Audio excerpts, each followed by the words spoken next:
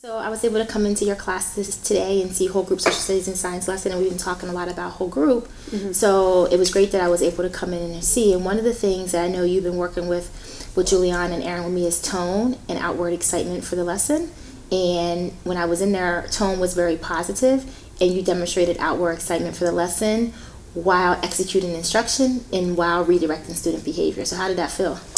It felt really great, yeah. On Friday, I had debriefed with Juliana and Ms. Michaels, and I actually put, kind of like we have our taxonomy things, I put their strategies they taught me in the back of the classroom, so it's really nice having that resource there, so I can constantly be looking there because it's 6 steps that I'm following, so I can be redirected to there so that I can stay really positive during the whole group. So let's talk about, what do you think the purpose of prompting is? So let's talk about what the purpose of prompting is.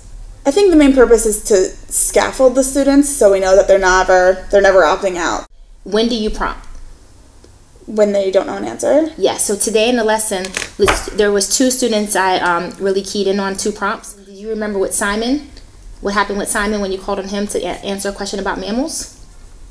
He couldn't think of an example of a mammal. Right, and then what was your next prompt after that? I asked for someone to give me another example? Yes, you called on 4 different students to give you other examples of mammals, and they all were able to give them to you. Then you went back to Simon. But what does that do to the level of questioning? It makes it seem easy? Yes, so you reduce the rigor too quickly. Okay. So that's what I want to get at today, Carly, is that when you're prompting, yes, you're prompting, but you're reducing the level of rigor too quickly. Okay. So this would go back to the overall concept to break it down. So when you break it down, you want to maintain rigor.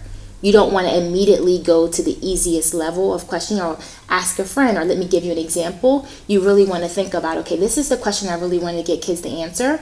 If they do not get this answer, the next thing I have to do is break it down with better prompts. Does that make sense to you? Definitely. So for example, let's go to Simon. Think about Simon. You asked him for an example of a mammal and he couldn't give you an example of a mammal. Right. So then you can say, Simon, tell me what is a mammal. Define mammal for me, Simon. So then you see how that maintains a level of rigor? So you might write that, yes. Yeah, I was thinking that too. Like, what are some characteristics of a mammal? Right, so perfect. So you can go right there. What are some characteristics of a mammal, Simon? And then have him list some characteristics. So now, Simon, think about your animal that you gave, an animal that you want to think about, and it has to match one of these characteristics. Tell me, Simon, now, what do you think? Okay. So let's break this down a little bit more, you and I. So say he gives you an example that's not a mammal at that particular point. What might you do next? Depending on what the example was. Well, let's make up one. This thing one he might give you. So say he gave me fish. Okay. I would probably say, well, we were talking about classification, so how would you classify a fish? Right. And knowing Simon, he would probably say they're cold-blooded vertebrates. We'd say, okay, well, is a mammal cold-blooded? Or maybe that would be leading. But I'd say, well, how is a mammal classified? As a warm-blooded vertebrate. Okay, there's one difference there, so a fish can't be a mammal.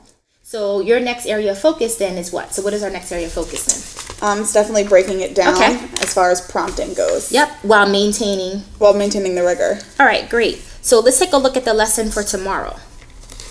I don't think I have that. I have it. I brought a copy for you. Okay. Yep, I brought a copy for you, and I actually have a copy for me.